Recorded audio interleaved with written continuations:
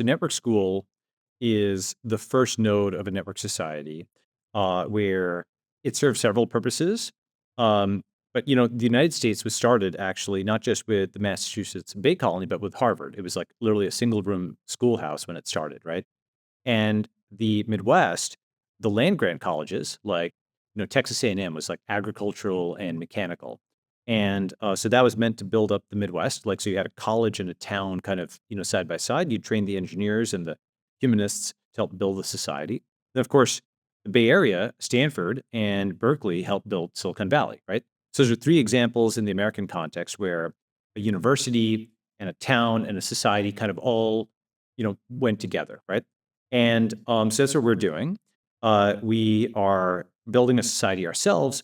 We're building a startup society that's also a template for other startup societies. And the way I think about it is this is the third type of thing: internet company, internet currency, and now internet community. Got Right? it. So the people who are coming, their motivation is to be around like-minded people. Like-minded people, that's right. And they want to build companies or build a life. So right, meet people, find a mate. What's the motivation when you talk to them? Because it's only been 6 months. Yes. But you've got hundreds of people and you had thousands apply. So it struck a nerve. It struck a nerve. That's right. So I think this is something where people want to build communities in the physical world.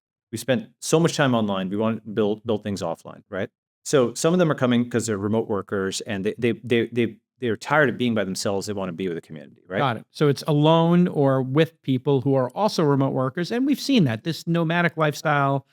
There was like an kind of different Airbnb type startups and office sharing startups that tried to organize these people, but you've got such a big profile socially and with the crypto community that you can kind of be a beacon or a lighthouse to That's them. right. And I'm just a Schelling point. Yeah. Right. The purpose is crucially this is just like the first one of these.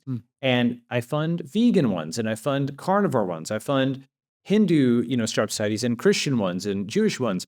All of these different kinds of there's some in Brazil, there's some in, Honduras, there's some in Switzerland and so on and so forth. All different kinds of startup societies. That's quote true diversity, right? Many different kinds of things. There's like Sanskrit immersion, Latin immersion. Many different kinds of startup societies have a different thesis on what would be a cool kind of community to build, and you'll see whether they work.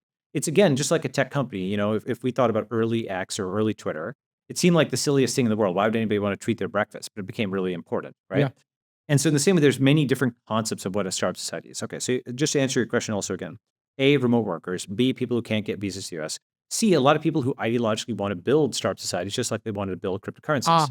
That's very meta.